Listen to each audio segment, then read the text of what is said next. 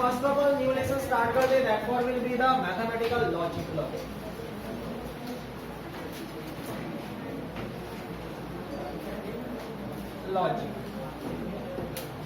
ये टोटल ना 8 मार्क का लेसन है, 8 मार्क।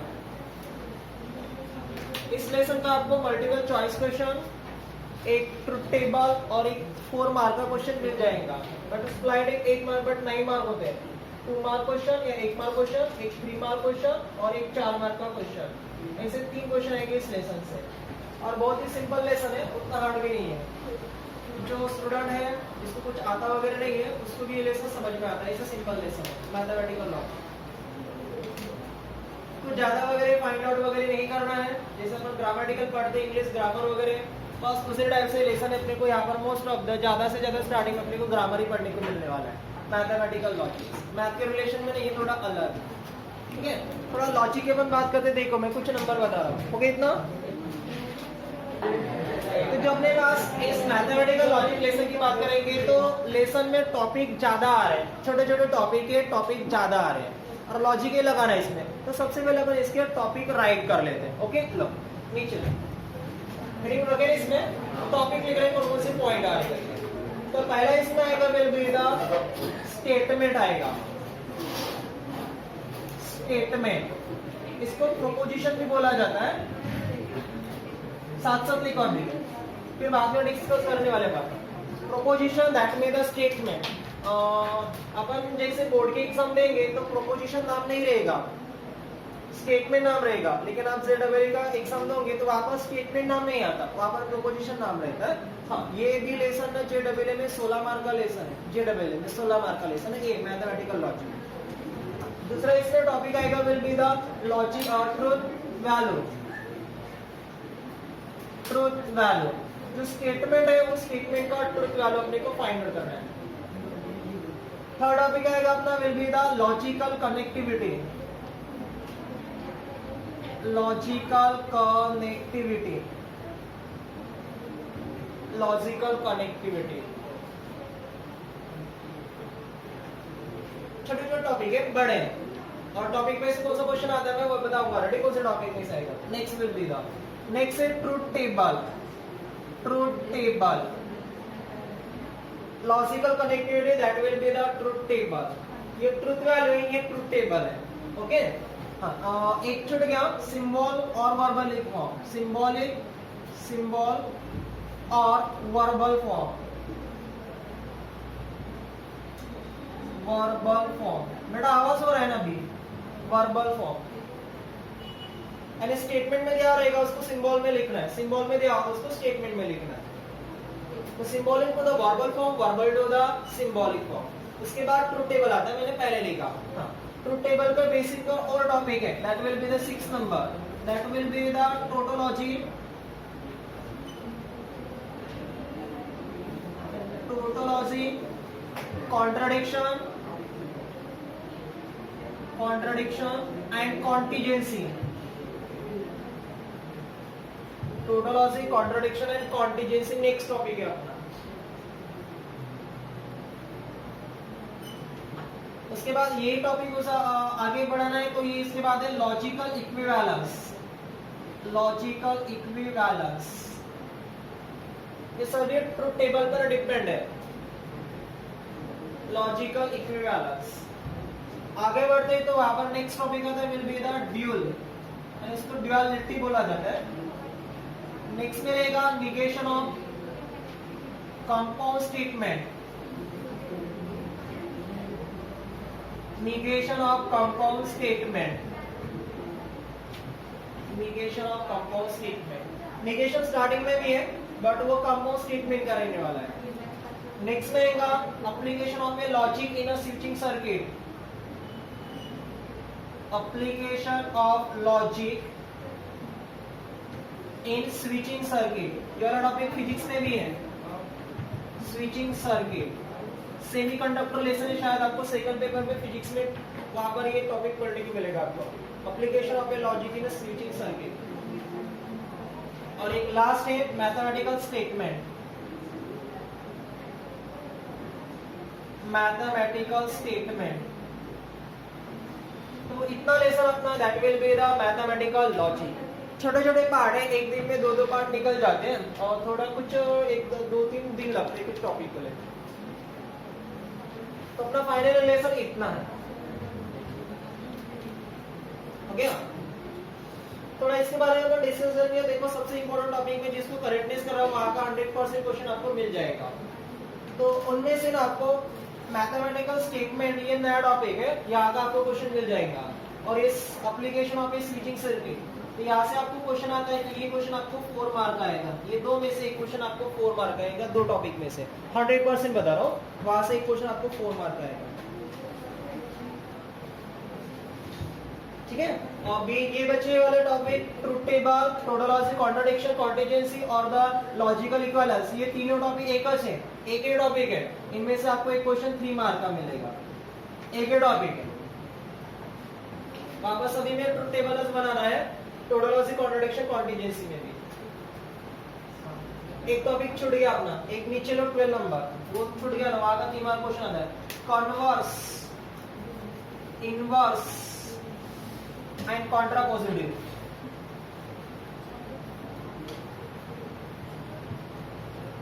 कॉन्ट्रापोजिशन। हाँ, ये वाला क्वेश्चन 3 मार्क का आएगा यहाँ से भी, और यहाँ से 2 मार्क का हो सकता है। So that for will be the 3 mark question 100%। ये वाला कंपोस्ट कन्वर्स, इनवर्स, कॉन्ट्रापोजिटिव 100% यहाँ का क्वेश्चन आएगा, एक 3 मार्क के लिए।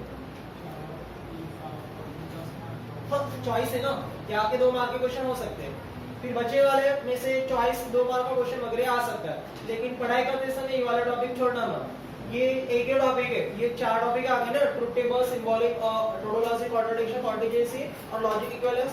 तो एक टॉपिक समझ में आ गया, तो बाकी रिलेशन मैच है, यानी ये एक ही टॉपिक है। ठीक है, यहाँ का एक 100% क्वेश्चन रहेगा, इन दोनों में से क्वेश्चन आपका 4 मार्क का रहेगा, और यहाँ का क्वेश्चन आपका 3 मार्क का। कन्वर्स, इनवर्स, कॉन्ट्रापोजिटिव का हर साल क्वेश्चन होता है।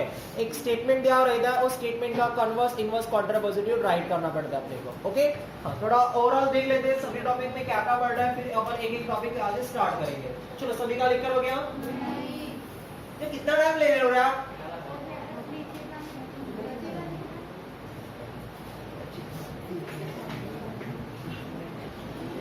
तो ये जो मैंने करेक्टनेस करके दिया, ये वाले topic truth table, tautology, contradiction, contingency, logic equivalence, यहाँ का क्वेश्चन रहेगा। ट्रुथ टेबल पर बेसिस पर एक क्वेश्चन होता है, ठीक है।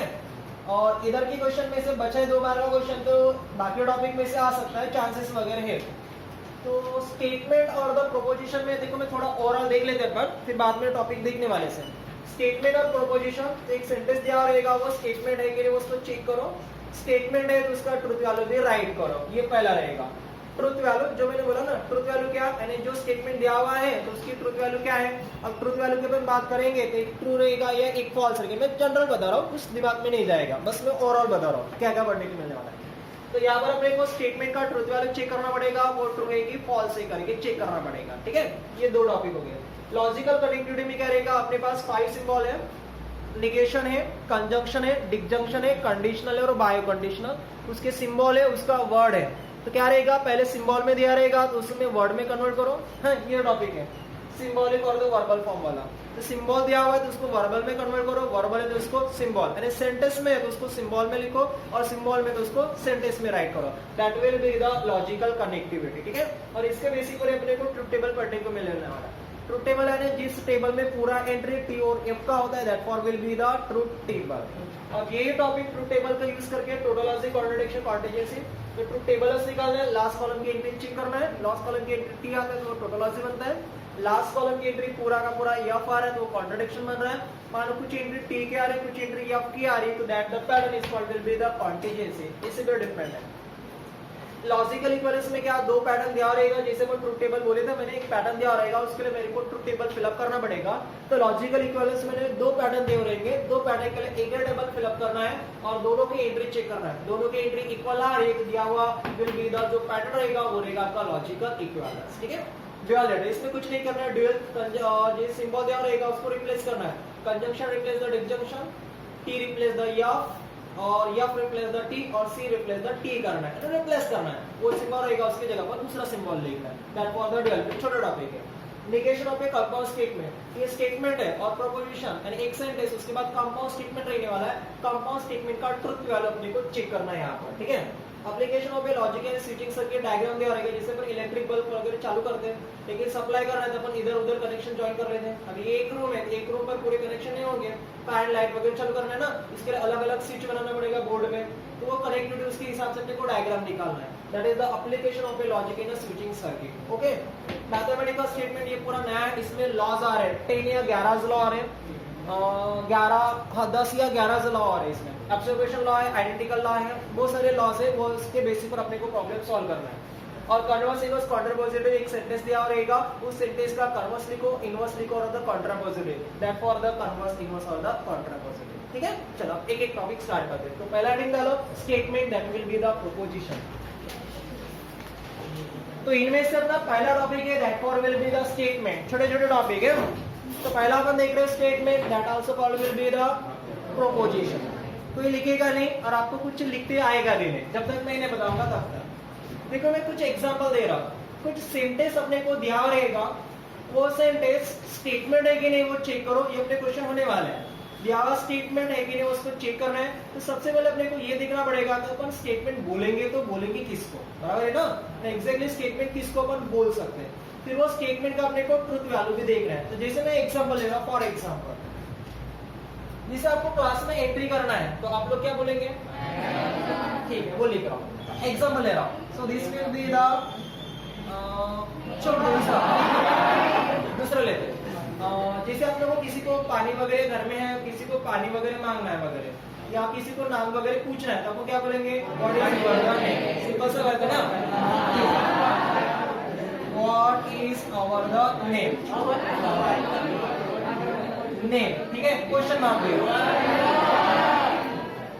क्वेश्चन मार्क दे रहा हूं, ठीक है। दूसरा एग्जांपल जैसे फिर मेरा अपन थोड़ा केमिस्ट्री की बात करेंगे तो वहां पर सल्फ्यूरिक एसिड होता है ना, H2SO4 फार्मूला उसका, तो वो कॉन्सेंट्रेटिक एसिड है, मैं इसे मान रहा हूं। So this will be the H2SO4 is a कॉन्सेंट्रेटिक acid करके एक स्टेटमेंट हो गया। अभी ऐसे तो अपन बाद में देखेंगे।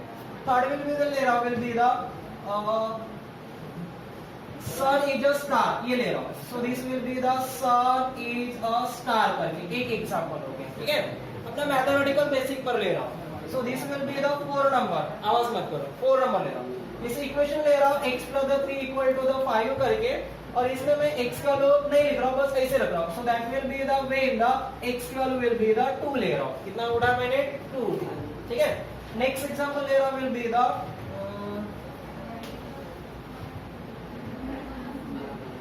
बराबर है ना, देखिए is a capital of India, capital of the India, ठीक है। एक स्टेटमेंट हो गया, यानी सेंटेंस हो गया।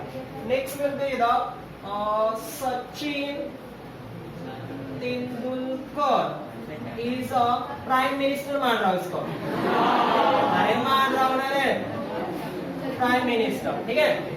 और कुछ एग्जांपल बोलो, सेंटेंस बोलो, आप लोग आप भी बोल सकते हैं, क्वेश्चन बोलो, सेंटेंस बोलो ना, एक आधा वगैरह। Bhandara is Nagpur is a orange city ले रहा हूँ, Nagpur is a orange city, Nagpur is a orange city, ठीक है। और कुछ एग्जांपल लिया ना, is a orange city. Next example अपन उठाते हैं,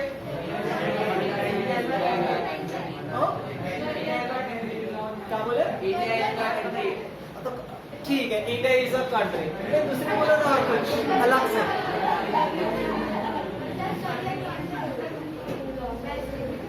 दूसरा सेंटेंस उड़ाना विल बी रहा, देख लो, सीमा इज अ ब्यूटीफुल गर्ल्स, ठीक है, ब्यूटीफुल गर्ल्स। चलो मैंने इतने सारे सेंटेंस लिख डाले, ठीक है। यस यस नहीं करना, यस नहीं होना, ठीक है। मैंने इतने सारे सेंटेंस लगा दिए। अब इस सेंटेंस में देखो, कुछ कुछ सेंटेंस अपन देख लेते हैं। जैसे व्हाट इज योर नेम की अपन बात करेंगे, तो जैसे मैं आपको क्वेश्चन कर रहा हूँ, ध्यान दो, अपने को देख रहे will be the statement, upon exactly statement बोलेंगे किसको, थोड़ा डाउट वगैरह क्लियर रखो।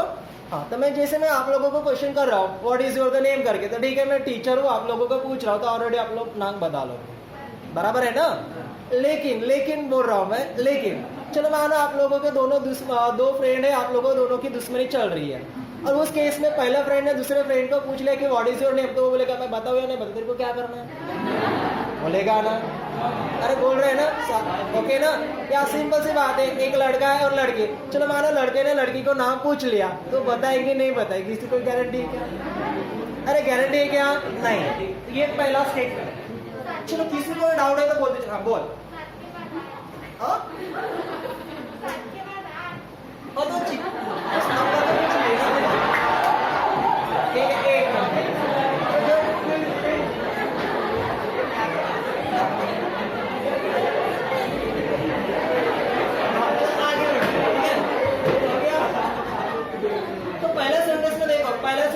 बात करें तो वो जो आंसरिंग दे रहा है, जैसे मैं कर रहा हूँ क्वेश्चन, आप लोग आंसर करेक्ट दोगे, लेकिन यही क्वेश्चन आप लोग गर्ल से पूछते हो तो आंसर देगा या नहीं देगा इसकी कोई गारंटी नहीं, ठीक है ना, बराबर है ना। मैं बॉयज की बात करो, किसी बॉयज से गर्ल को नाम पूछ लिया तो आंसर बताएगा नहीं बताएगा इसकी कोई गारंटी नहीं है, ठीक है। ये पहला सेंटेंस से मीनिंग हो गया। अब दूसरा सेंटेंस से will be the H2SO4 is a concentrated acid, या विल बी द डाइल्यूट भी होता है, डाइल्यूट और कॉन्सेंट्रेट दोनों होता है ना। इसका मीनिंग ये सेंटेंस बराबर है ना, यानी ये सेंटेंस रॉन्ग है। बट यहाँ से जो अपने को जो पहले क्वेश्चन में से जो आंसर आने वाला है वो आंसर दो आने वाला है, एक रॉन्ग भी आ सकता है, एक सही भी आ सकता है। बताने वाला अपना नाम गलत भी बता सकता है या सही भी बता सकता है, इसमें से दो मीनिंग आ रहे हैं, लेकिन ये वाला सेंटेंस आपका बराबर है। अब मैं नेक्स्ट एग्जांपल की बात कर रहा हूँ, तो Sunny just start statement already जो मैंने लिखा सेंटेंस ये बराबर है या गलत है? बराबर है। Next x plus 3 equal to 5 when the x equal to कितना 2, मैं यहाँ पर x plus 2 रख रहा हूँ तो ये मेरा सेंटेंस बराबर हो रहा है। 2 plus 3 कितना हो रहा है 5, लेकिन उन्होंने x plus दिया नहीं है, बस इतना ही दिया हुआ है x plus 3 equal to 5। अब मैं यहाँ पर x plus 1 रखता हूँ तो मेरा जो सेंटेंस वो फॉल्स हो रहा है, यानी ये रॉन्ग हो रहा है, बराबर है ना। वैल्यू नहीं है इस केस में, अभी पहले था अभी नहीं है। अब x पर मैं 2 रखता हूँ तो ये बराबर हो रहा है, और x पर 2 को छोड़कर मैं कोई और रखता हूँ तो ये सेंटेंस क्या हो रहा है, विल बी द फॉल्स हो रहा है। यानी इसका मीनिंग यहाँ से दो आंसर आ सकते हैं, x के वैल्यू में 2 रखता हूँ तो बराबर हो रहा है, इसी क्वेश्चन में x के वैल्यू में 1 रख सकता हूँ तो वो रॉन्ग हो रहा है, बराबर है। तो इसमें दोनों आ रहे, रॉन्ग भी आंसर आ रहा है और सही भी आंसर आ रहा है। नेक्स्ट में देखते हैं, Delhi is the capital of India, ये सभी को पता है, ये स्टेटमेंट एक्जैक्टली करेक्ट है, ठीक है ना। हाँ, next Sachin Tendulkar is the prime minister, but उस सेंटेंस की अपन बात करते हैं तो प्राइम मिनिस्टर कौन है? मोदी साहब। तो मेरे को मोदी लिखना चाहिए था ना, मैंने क्या लिखा? सचिन तेंदुलकर। और इसका मीनिंग सेंटेंस क्या हो गया आपका? रॉन्ग हो गया, बराबर है। सेंटेंस क्या हो गया? रॉन्ग हो गया। अब नागपुर इज ऑरेंज सिटी, तो ऑलरेडी फेमस है ना ऑरेंज के लिए, तो ये भी सेंटेंस क्या हो गया? सही हो गया। नेक्स्ट लिखा है सीमा इज द ब्यूटीफुल गर्ल, अबे ठीक है, सीमा है लड़की है तो लड़की ऑलरेडी ब्यूटीफुल रहेगी, कोई चॉइस नहीं है, यानी इसका मीनिंग वो सेंटेंस क्या होगा? विल बी द करेक्टनेस, बराबर है। अब इतने सारे सेंटेंस में देखो, इतने जो मैंने एग्जांपल लिया, चकलेस करेंगे तो कुछ समझ में नहीं आएगा, तो कोई क्वेश्चन है तो पूछो, ठीक है। तो इतने जो मैंने सेंटेंस लिया, इन सेंटेंस में देखो कुछ क्वेश्चन सही जवाब दे रहे, कुछ क्वेश्चन गलत जवाब दे रहे, और कुछ क्वेश्चन यानी कुछ एग्जांपल है वो सही भी दे रहे और गलत भी दे रहे, दोनों दे रहे एक साथ, ठीक है। मैंने क्या बोला, रिपीट बोल रहा हूँ, देखो कुछ ऐसे वहां पर एग्जांपल है वो जो बराबर सही आंसर दे रहे हैं, कुछ ऐसे सेंटेंस है वो जो यहाँ पर गलत आंसर दे रहे हैं, और कुछ ऐसे सेंटेंस है यहाँ पर जो सही भी आंसर दे रहे हैं और गलत भी आंसर दे रहे हैं, ठीक है। तो वो पहले अपन देखते हैं सही और गलत वाले सेंटेंस उठाते हैं। ये वाला सेंटेंस दोनों आंसर दे रहा है, what is your the name, दोनों आंसर दे रहा है, सही भी दे रहा है और गलत भी दे रहा है, ठीक है। उसको मैं करेक्ट नहीं कर रहा हूँ, लेकिन H2S4 की बात कर रहा हूँ, ये मेरा सही आंसर दे रहा है, बराबर है ना, ठीक है। सर इज अ स्टार, ये भी मेरा आंसर सही दे रहा है। ये डाउटफुल है, x के वैल्यू में 1 रखता हो तो गलत हो रहा है, x के वैल्यू 2 रखता हो तो वो बराबर हो रहा है। इससे मेरे को दो मीनिंग आ रहे, सही भी आंसर हो रहा है और गलत भी आंसर आ रहा है, बराबर है। लेकिन ये वाली बात करता हूँ, ये भी क्वेश्चन क्या कर रहा है, विल बी द सही आंसर दे रहा है। Sachin Tendulkar is the prime minister, ये गलत है, लेकिन एक ही आंसर दे रहा है, गलत है ना, लेकिन आंसर कितना दे रहा है, वो एक ही दे रहा है। तो चलो मैं इसको भी करेक्ट कर लेता हूँ, ये दो छोड़े तो ये दो आंसर कर रहे हैं, सही भी कर रहे हैं और गलत भी कर रहे हैं, बराबर है। Next Nagpur is the orange city, ये सही है तो ठीक है, मैं बट एक ही आंसर दे रहा है, एक ही आंसर दे रहा है ना, सही वाला दे रहा है, तो इसको करेक्ट कर दिया। और सीमा इज द ब्यूटीफुल गर्ल्स, ये भी एक ही आंसर दे रहा है, दैट विल बी द सही आंसर दे रहा है, दैट विल बी द एक ही आंसर दे रहा है। तो जिस सेंटेंस को मैंने अंडरलाइन किया, जिस एग्जांपल को मैंने अंडरलाइन किया, अब वो वाले पर फोकस करते हैं, जिसको मैंने अंडरलाइन किया उस पर फोकस करते हैं। अब क्या देख रहे हैं, सेंटेंस स्टेटमेंट बोलेंगे किसके ऊपर, ठीक है ना, स्टेटमेंट एग्जैक्टली बोलेंगे किसको। तो जो मैंने करेक्ट किया उसको थोड़ा भी फिर रिवीजन देखते हैं। ये सही है, ये भी सही है, ये गलत है, ये सही है, ये भी सही है और वो भी सही है, तो इसमें ये क्या आ गया आपका, गलत आ गया, ठीक है। तो जो सेंटेंस सही है और गलत है, यानी वो सेंटेंस विल बी द, एक तो कभी सही को मैं एक नाम डाल रहा हूँ विल बी द ट्रू करके, और गलत के लिए एक नाम डाल रहा हूँ विल बी द फॉल्स करके। कौन सा नाम डाल रहा हूँ, ट्रू, और दूसरे के लिए फॉल्स। तो इसका मैंने ये जो सेंटेंस है, मैं अब मेरा ये सेंटेंस ट्रू हो गया बेटा, ये सेंटेंस मेरा ट्रू हो गया ना रे, कि आर यू ट्रू हो गया। ये भी सेंटेंस क्या हो गया मेरा, विल बी द ट्रू हो गया, ठीक है। इसको अंडरलाइन किया था, ये भी सेंटेंस मेरा क्या हो गया, विल बी द ट्रू हो गया। ये सेंटेंस क्या हो गया अपना, फॉल्स हो गया, क्या हो गया अपना, विल बी द फॉल्स। ये सेंटेंस क्या हो गया, विल बी द ट्रू हो गया, ये भी हो गया आपका विल बी द ट्रू, और ये भी सेंटेंस आपका क्या रहेगा, विल बी द ट्रू रहेगा, ठीक है, बराबर है ना। सही और गलत को मैंने नाम डाल दिया, सही को नाम डाल दिया ट्रू करके, और गलत के लिए नाम डाल दिया फॉल्स करके। अब यहाँ पर जो सेंटेंस आ रहे, तो जिसको मैंने करेक्ट किया वो सेंटेंस एक तो ट्रू आ रहे, एक तो क्या आ रहे, ट्रू, और एक तो क्या आ रहे, विल बी द फॉल्स, ठीक है ना। ट्रू भी आ रहे होता है, विल बी द फॉल्स भी आ रहे। तो ये सब हम दोनों के ऊपर बात करते हैं। तो जो सेंटेंस ट्रू है और that will be the false है, तो जैसे ये ट्रू है तो that call will be the statement, इसको क्या बोलेंगे अपन, स्टेटमेंट। ये भी आपका स्टेटमेंट हो गया, ये भी स्टेटमेंट हो गया, ये भी स्टेटमेंट हो गया, ये भी स्टेटमेंट हो गया, और ये भी क्या हो गया आपका स्टेटमेंट। देखो ये रॉन्ग आ था, गलत आ रहा था, ये गलत आ रहा था, फिर भी मैंने उसको क्या बोला, स्टेटमेंट बोला, और बाकी सही थे उसको भी मैंने स्टेटमेंट बोल दिया। लेकिन ये जो छोड़ा है मैंने, जिसको करेक्ट छोड़ दिया उसको मैंने स्टेटमेंट नहीं बोला, ठीक है। तो इसका मैंने कहा स्टेटमेंट किसको बोल सकते हैं, लगाओ ना दिमाग, लेसन का नाम है मैथमेटिकल लॉजिक। क्या हो सकता है, स्टेटमेंट किसको बोलेंगे, हाँ, तो देखो जो सेंटेंस क्या आ रहे, ट्रू आ रहे, बराबर आ रहे, और जो सेंटेंस गलत भी आ रहे, ये सेंटेंस गलत था, फिर भी मैंने उसको स्टेटमेंट बोल चुका, ठीक है ना। वो स्टेटमेंट क्या आ रहा है, गलत आ रहा है, फिर भी मैंने इसको क्या बोला, स्टेटमेंट। एंड इसका मैंने क्या आ रहा है, जो स्टेटमेंट है, सेंटेंस है, वो तो एक तो ट्रू आ रहा है, एक तो क्या आ रहा है, फॉल्स आ रहा है। दो में से कोई एक होना, एक तो वो ट्रूथ चाहिए, एक तो वो क्या चाहिए, फॉल्स चाहिए। तो जो सेंटेंस रहेगा that sentence is called will be the statement, ठीक है। बट अब बचे के अपन बात करेंगे व्हाट इज योर नेम। यहाँ से मेरे को जो स्टेटमेंट वो ट्रू भी हो रहा है और फॉल्स भी हो रहा है, बराबर है ना। और ये भी बचा है, एक स्केल में 1 रख रहा हूँ तो वो फॉल्स हो रहा है, और एक स्केल में 2 रख रहा हूँ तो क्या बन रहा है, ट्रू। इसका मैंने यहाँ से कितने आंसर आ रहे हैं, 2 आंसर आ रहे हैं, बराबर है ना। तो जो सेंटेंस आइदर द ट्रू, एक तो ट्रू भी हो सकता है, एक तो फॉल्स भी हो सकता है, तो that the sentence is not will be the statement, वो स्टेटमेंट नहीं।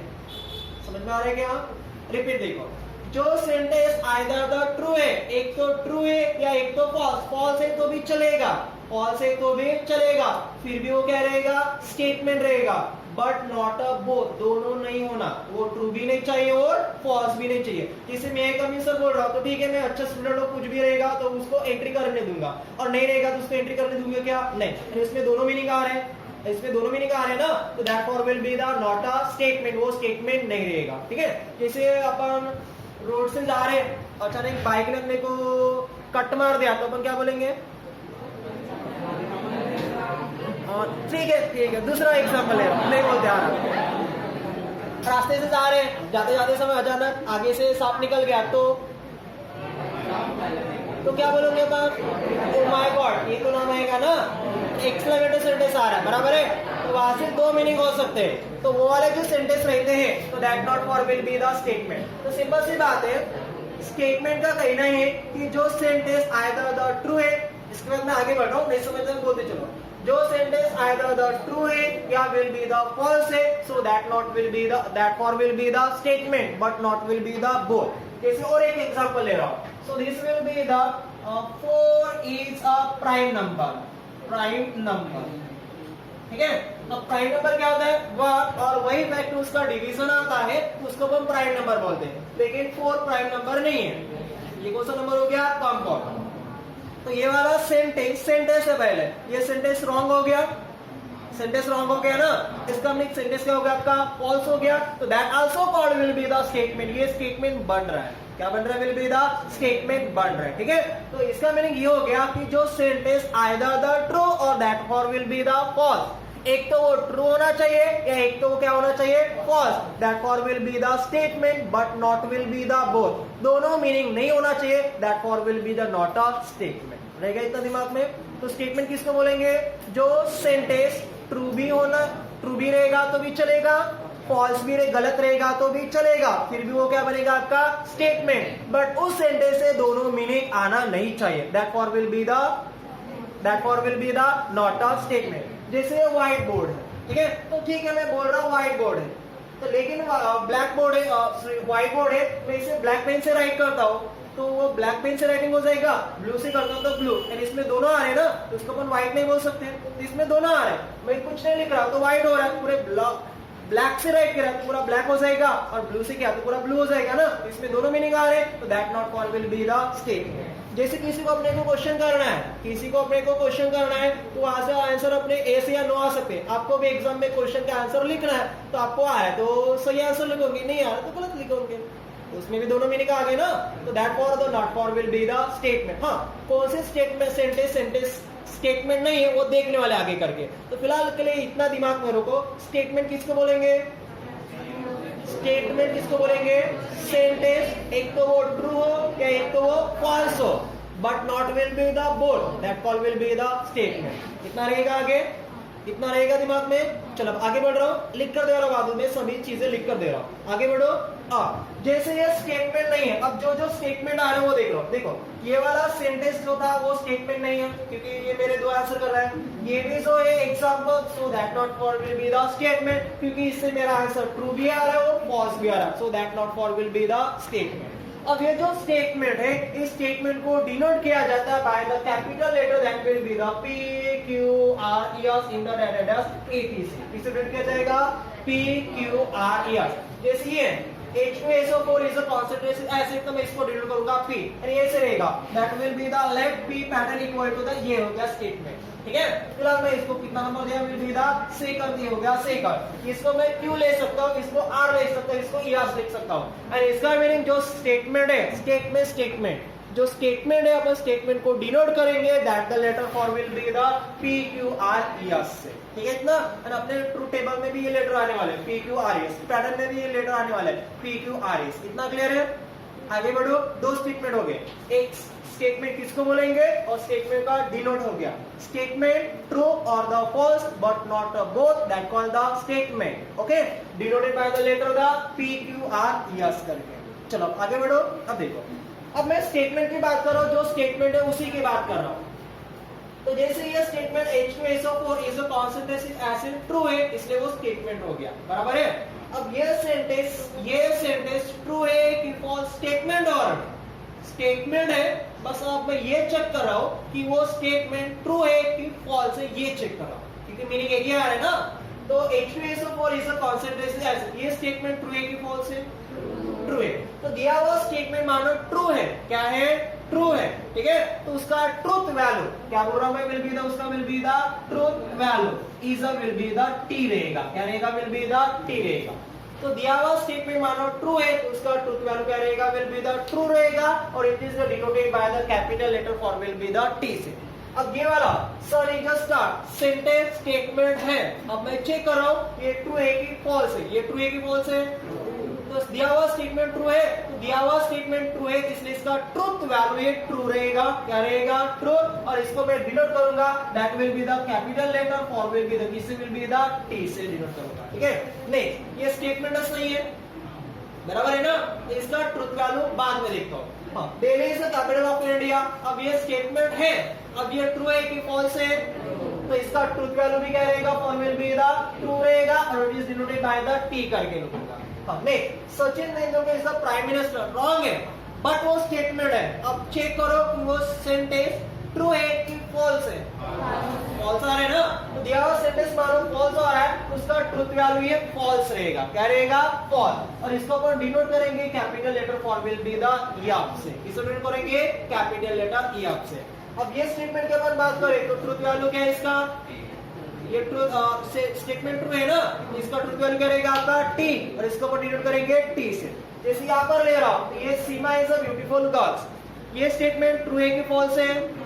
ट्रू है। इसका ट्रुथ वैल्यू क्या रहेगा? ट्रू। और इसको डिनोट करेंगे अपन टी से। ये ट्रू है कि फॉल्स है? तो इसका ट्रुथ वैल्यू क्या रहेगा? फॉल्स। और इसको अपन डिनोट करेंगे ईएफ से। अरे इतने सेंटेंस लेते, इसका मीनिंग ये समझ में आ रहा है कि दिया हुआ स्टेटमेंट ट्रू है तो उसका ट्रुथ वैल्यू ट्रू रहेगा और उसको अपन डिनोट करेंगे टी से। और दिया हुआ स्टेटमेंट फॉल्स रहेगा तो उसका ट्रुथ वैल्यू क्या रहेगा? फॉल्स रहेगा और उसको अपन डिनोट करेंगे ईएफ से। ठीक है इतना। बट अब क्या बच रहे? जो सेंटेंस स्टेटमेंट नहीं है वो बच रहे ना। जैसे अब ये दो बच रहे ना, ये वाला जिसको मैंने राउंड मारा वाले, तो ये दोनों ऑलरेडी क्या है? स्टेटमेंट्स नहीं है। अरे स्टेटमेंट नहीं है ना, क्योंकि इससे दो मीनिंग आ रहे, इसलिए वो स्टेटमेंट नहीं है। तो जो सेंटेंस स्टेटमेंट नहीं है उसका ट्रुथ वैल्यू भी नहीं रहेगा।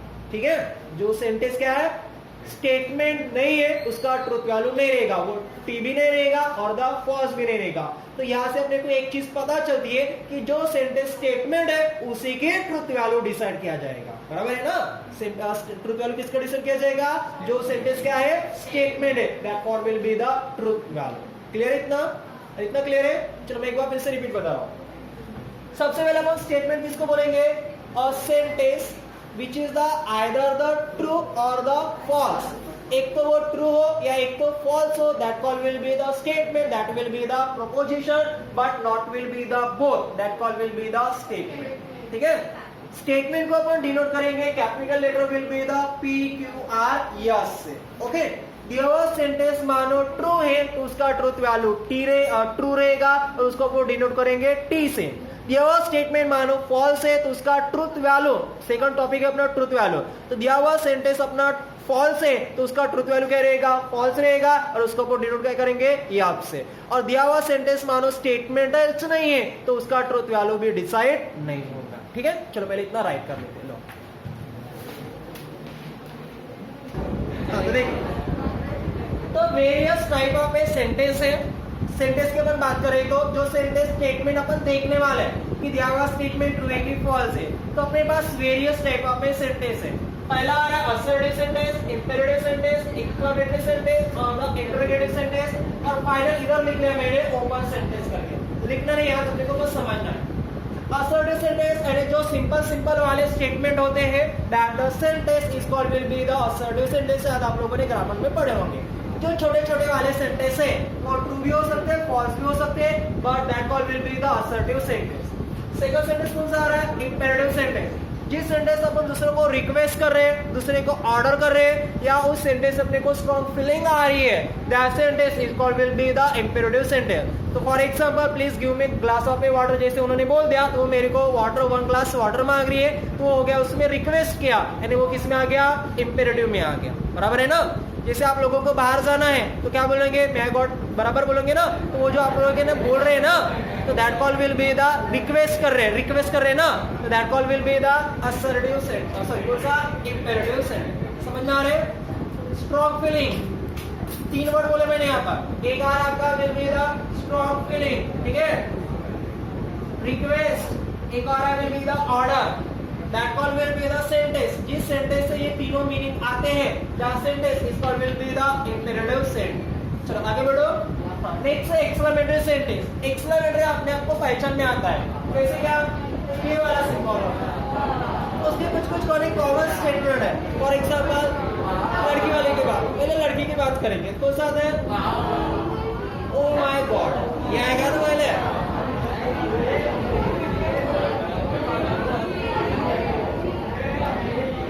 बराबर है। रास्ते से जा रहे हो, सडनली सांप आ गया आगे से, तो बराबर है ना? तो जिस सेंटेंस में ये सिंबल होता है exclamatory, that sentence is called will be the exclamatory sentence. ठीक है, जिसमें अपन इमोशन वगैरह आ सकते हैं। जैसे अपन रास्ते से जा रहे हैं और अचानक सांप वगैरह आ गया तो अपने इमोशन में थोड़ा अलग फीलिंग आएगा, बराबर है। इससे इमोशन वगैरह आता है सेंटेंस से, that sentence is called will be the exclamatory sentence. Okay, next कौन सा है? इंट्रोगेटिव। ये सिंपल वाला है, जैसे किसी कुछ क्वेश्चन कर रहे हैं, क्वेश्चन सिंपल सी बात है। इंट्रोगेटिव में ध्यान में रखना क्वेश्चन वाला, ये वाला रहेगा क्वेश्चन। जब अपन दूसरे को क्वेश्चन कर रहे हैं, व्हाट इज योर नेम, ये क्वेश्चन हो गया, ठीक है ना। तो जिस क्वेश्चन जिस सेंटेंस से अपन दूसरे को क्वेश्चन कर रहे हैं, तो वो जो बताने वाला जो आंसर है वो एक तो सही भी बोल सकता है या गलत भी बोल सकता है। जैसे मैं आप लोगों को नाम पूछ रहा हूँ तो आप सही भी बता सकते हैं या नहीं भी बता सकते। तो इसमें दो मीनिंग आ रहे हैं। तो ये हो गया आपका इंट्रोगेटिव सेंटेंस। पहले सेंटेंस से देखिए। एक्सक्लेमेटरी में क्या रहेगा? Make the sentence will be the emotion, जिसमें क्या आते हैं? Emotion, that will be the exclamatory sentence. Interrogative में क्या रहेगा? The statement make the question, दूसरे को अपन क्या करेंगे? क्वेश्चन पूछेंगे ना, प्रॉब्लम क्वेश्चन पूछेंगे, तो that the statement is called will be the interrogative sentence. अब एक फाइनली सेंटेंस बच रहा, कौन सा? ओपन। अब ओपन वाले कौन से? तो जैसे अपने मैथमेटिकल है, मैथ वाले, जैसे इक्वेशन होते हैं क्वाड्रेटिक इक्वेशन, जैसे x square plus 2x plus 1 equal to 0, ये क्वाड्रेटिक इक्वेशन हो गया। बस क्वाड्रेटिक इक्वेशन है, उसमें x स्क्वायर बोले क्या? नहीं। अब जब मैं यहाँ पर x वालों wait the x equal to the 1 रखता हूँ, कितना रखता हूँ? 1। तो 1 का स्क्वायर 1, 2, 3 और 1 4 इक्वल टू 0 आ रहा है क्या? नहीं, ये फॉल हो रहा है। यानी ये वाला सेंटेंस हो गया। जैसे दूसरा एग्जांपल ले रहा हूँ, x plus 5 equal to the 0, यानी मैथमेटिकल सेंटेंस आ रहा है, इसमें मैथमेटिकल इक्वेशन आ रहे हैं। तो जहाँ पर मैथमेटिकल इक्वेशन आ रहे हैं उसको क्या बोलेंगे? Open sentence. तो मैंने बस सेंटेंस के बारे में बताया, स्टेटमेंट के बारे में अभी नहीं बताया। मैं एक बार फिर से रिपीट, फिर बाद में बस स्टेटमेंट में आ रहे हैं। Assertive, make the statement form will be the assertive, that all will be the assertive sentence. Okay. Imperative, strong feeling, लिख कर दो ना, strong feeling, request या order कर दे, the statement is called will be the imperative sentence. Okay बेटा. Exclamatory, जिसमें क्या होता है? will be the emotionals वाले sentence होते हैं, उसको अपन क्या बोलेंगे? Exclamatory। और वैसे ये पहचान में चाहता है, ये फाइनली सिंबल होता है।